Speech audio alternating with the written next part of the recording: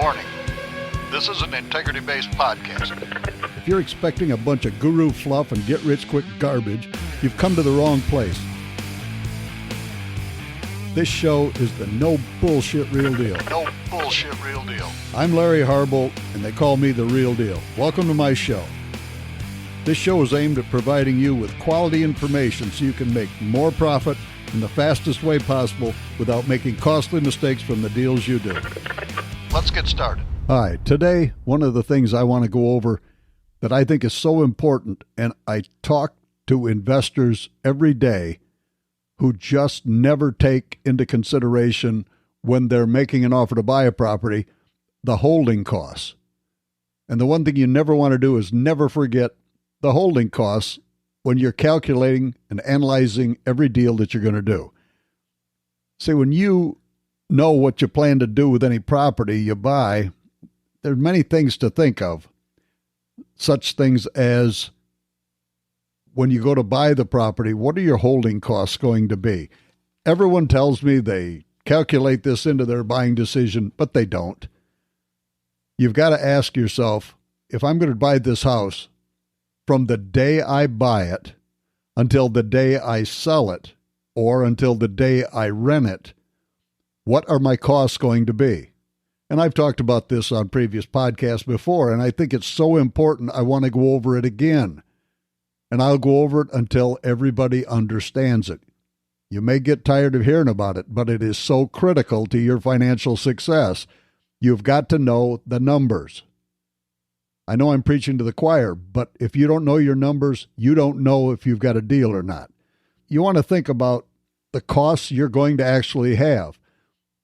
I've talked about this before when people stand up in seminar land and they tell how big of a profit check they make. They also had, during the period of time they owned it, costs that they're not taking into consideration. They're only talking about the dollar amount on the check they got at closing when they sold it. That's not how you know your business. You can't know your business too well. You have to know every aspect of it. That's why I want you to go over and understand the holding costs, or the costs that it's going to cost you every day from the day you buy it until the day you sell it or until the day you rent it. This is critical. You've got to know. Knowing that there are holding costs, you've got to just keep going over this checklist until you memorize it. It took me years to figure this out because I was making payments on things while I was getting the property fixed and sold or fixed and rented. To me, it didn't make sense. That was money coming out of my pocket. And so my profit check wasn't as much as I thought it was because I have to put the money back into my savings account that I took out to pay for these things while the property was being repaired. This is critical. Now, these are costs that every investor has to pay. I don't care who you are. I don't care what your deal is. I don't care what type of deal you have. These are costs every investor has and that you have taken into consideration. Now, the costs I'm talking about, number one, the monthly mortgage payment. If you haven't calculated that into your profit, and let's say it takes 4 months to get a property fixed and sold, that's 4 mortgage payments. That money had to come from somewhere. If you hadn't borrowed enough money or you didn't have it, figured into your costs and the loan you get, that money's going to come out of your bank account. So you have to take into consideration the monthly mortgage payment for the time you own the property. Another thing, you have to calculate 1/12 of the annual property taxes every month that you own that property. Now, it doesn't come out in the form of a check, but when you go to sell it, it'll be prorated for the months you owned it and taken out of your profit. That's very important to know. I talk to people and they say, oh no, I don't have any taxes to pay. Well, you do, but it's going to come out when you sell it.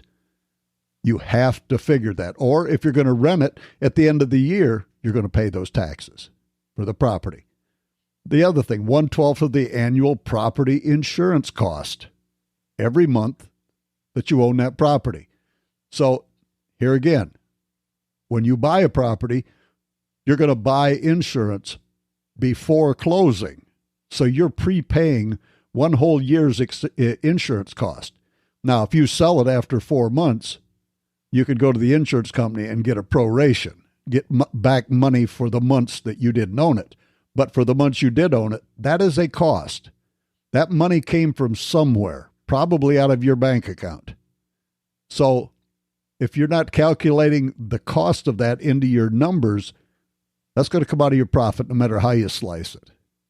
Other costs you're going to have. While you own that property, you've got to have the water on so that people working there have got water to work with, to clean, to do all kinds of different things. The water cost for the months you own it. Is there a fee to turn on the water? Those are costs that somehow you have to pay for. How about the electric? Doesn't the electric have to be on so that the workers can work, the lights work? You know the air conditioner works. You know the heating plant works. You have to have the electric on. Every month you get a bill for that, don't you? If you're not factoring that in to your costs, that's going to come out of your profit too, because that money came from somewhere to pay that every month. How about garbage? If you live in the city and you have garbage service, you're paying for that. That is a cost that has to be calculated in. You may not have to write a check for it, but it comes in the form of a payment from somewhere, whether it be the water or the taxes. Somewhere you're going to pay for that. How about lawn care? Are you going to hire someone to mow the lawn, to trim the shrubs in the months you own it, to make it look pretty before you try to sell or rent it? There's a cost to that. Where does that money come from? Because that probably didn't come from the loan you got. So you're bringing it out of pocket. You're slapping leather for it. Those are the costs that you have to factor in. How about pool care? If you have a property that has a pool, doesn't the pool have to be maintained, cleaned, chemicals put in it? That money is going to come out of your pocket also. But that is cost that you haven't factored in unless you're thinking about what I'm telling you today. How about snow removal? Those of you that live in the north where it's cold, you have heavy snows at times, you're going to have to pay someone to come in and plow the snow. That's a cost. When you go to sell a property, you've got to factor into your buying decision the 6% realtor commission that you're going to pay when you sell the property. You've got these holding costs every month. In my market, we figure between 1.25% and 1.5% of the after repaired value of every property are going to be these holding costs I'm talking about today. You've got to factor that in because that is a cost that you're going to have to realize. Because if you don't factor them in, that check you get at closing, you have to take money out of that check to put back into your savings account that you took out to cover these costs. That diminishes the size of that profit that you're so proud of. You've got to figure these in. And don't forget, when you're making your buying decision, you've got to factor in at least a 10% to 20% fair market profit. That is something that you have to deduct from the price you can pay for the property so that you can actually make a profit, hopefully. You're not in business to buy at retail price, sell at retail price, and expect to make any money. That would be a total loss. But you see, people don't factor in those things. They use different formulas, but those formulas are never broken down so they understand the pieces. I talk about the 75-25 rule, which is, as an investor, we can never pay more than 75% of the after repaired value for any property and expect to make a fair profit of at least 10% and cover the costs of holding that property while we do it. And then after you deduct the 25% from the after repaired value, you also have to deduct the cost of the repairs. These are very important. You have to figure that. You see, these are real costs. Every property owner must pay But few investors ever take these costs into consideration when they're determining what they should pay for any property other than the repair costs. These are real costs that you're going to pay on every property you buy. So you have to factor in those so you can make the profit you think you're making, which in most cases is deducted from the after repaired value. That's that 25% that I talked about. You have to deduct that. Believe me, if you don't take into consideration all of these costs I just talked about, your holding costs, into the buying price that you're going to offer, see, any of these actual costs are going to come out of your profit check. I don't care how you slice it. It took me years to figure that out, but believe me, these are costs that somebody's going to pay for, and that's going to be you, and it's going to come out of your money in most cases. So you have to factor those in. So if you put the money back into your checkbook or your bank account, the cost of these holding costs that you actually spent, it definitely shrinks your profit check that you're going to get at closing from the property when you sell it. If you're going to rent the property, you still had to come up with this money. It doesn't matter what you do with the property. These are real costs you must factor in when you buy, because these are going to be real costs you're going to be dealing with. So you've got to deduct them. You've got to know that they exist. You have got to factor them into your buying decision. That is going to be critical to your success. And I can't go over it enough times.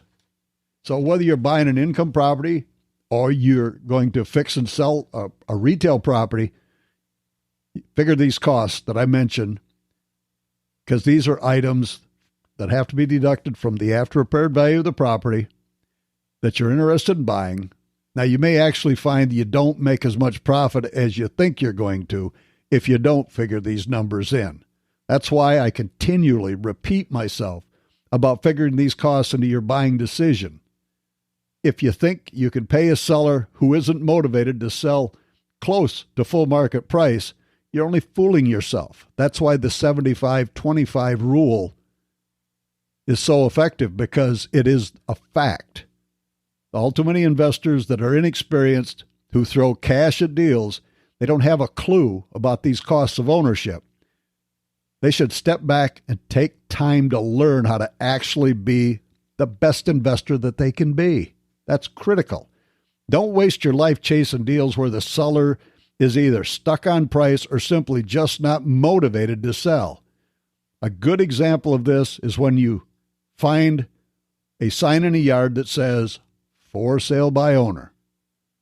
Now, these are people that are trying to sell the property. In most cases, they just don't want to pay a real estate agent commission, so they try to sell the property themselves. When I see a sign that says FSBO, or for sale by owner, and it also says by appointment only, I drive on past, because these people are not motivated. Don't waste your time trying to buy a house you probably will never be able to make a profitable deal from. Factor in your costs. Know your costs. When I talk about analyzing deals, please factor in these costs, because this is going to be critical to your profit margin. And this is what's going to get you to that better life you're dreaming of. So I wanted to go over the importance of these holding costs again, and I will probably go over them many more times until everybody learns them. I hate to preach to the choir, but this is something that everybody has to factor into their numbers if they're going to make the best financial decisions buying the properties they buy. So that's about what I've got for today. Be sure to visit my website for all of your real estate information needs at larryharbolt.com. And are you on my email list? If you'd like to be, go to larryharbolt.com/register to receive real estate tips and ideas delivered to your inbox. I want to thank you for listening. Till my next podcast, I wish you good health, good luck, happy investing. Goodbye. Thanks for listening to the Real Deal Podcast with Larry Harbolt. To learn more about investing in real estate, head on over to larryharbolt.com and register for his educational tips and articles delivered by email.